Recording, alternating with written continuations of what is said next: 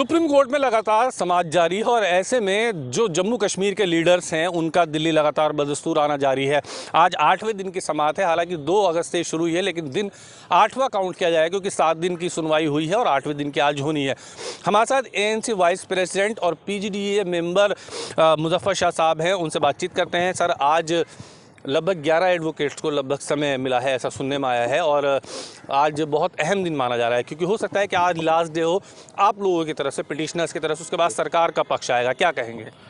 मैं इतना ही कहूँगा कि माननीय सुप्रीम कोर्ट के सामने में बहुत ही बड़ा एक लैंडमार्क इशू है, और जैसा कि देखा गया इन दिनों कि ये तो 1950 से लेकर जो जजमेंट्स हैं हाई कोर्ट की हमारे जम्मू कश्मीर की, जानकी नाथ वज़ीर और अपने जस्टिस शाह मीरी, वो केस, उसके बाद में जो सुप्रीम कोर्ट में राइट अप टू 1975 जिसमें संपत प्रकाश वर्सेस यूनियन ऑफ इंडिया, और ऑलरेडी जजमेंट्स हैं। जब चैलेंज हुआ था 370 का और एब्रोगेशन के लिए, तो उसको टर्न डाउन किया गया था।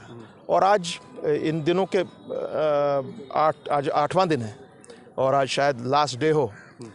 अभी तक जो दिखता है, क्योंकि आज तो पूरा ये ढकी छुपी बात नहीं है, सबके सामने में है, ऑन सब टेलीफोन पे अपने देखते हैं, मोबाइल्स पे, तो इसमें इतना ही लग रहा है कि जो आप जम्मू कश्मीर का जो कॉन्स्टिट्यूशन था, किसी के पास वो पावर नहीं है कि आप उस कॉन्स्टिट्यूशन को कलादम करार दें, नंबर 1।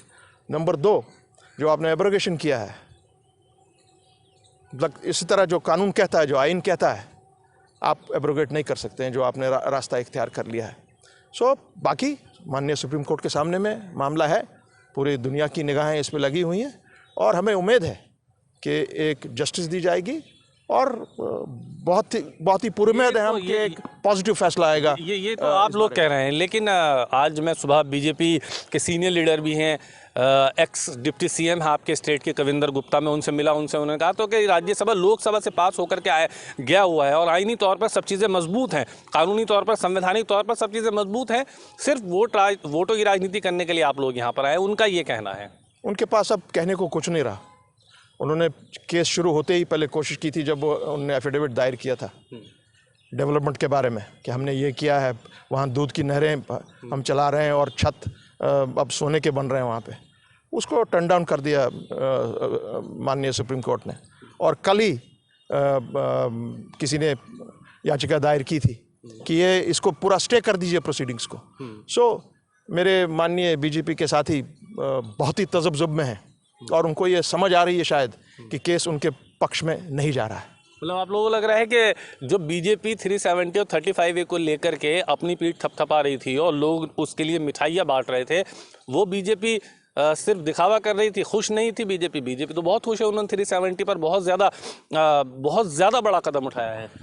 उन्होंने कदम उठाया है कॉन्स्टिट्यूशन को तार तार करके, एक फ्रॉड करके, और वो आज माननीय सुप्रीम कोर्ट के सामने में उसकी हर एक पहलू पे देखा जा रहा है, गौर किया जा रहा है। और जहाँ तक हमारा ताल्लुक़ है, मेरे हिसाब से तो उनने केस हार लिया है।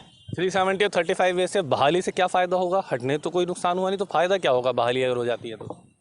भाई, उसको बहाल करना है, आपका कॉन्स्टिट्यूशन ये कहता है, मैं नहीं कहता हूँ। आप संविधान से चलेंगे कि BJP के पार्टी प्रोग्राम के तहत चलेंगे, या अगर किसी ने ख्वाब देखा है उससे, does India run by anybody's dreams और by any parties manifesto? It is run by the constitution, my dear friend, and what the constitution says, that will happen.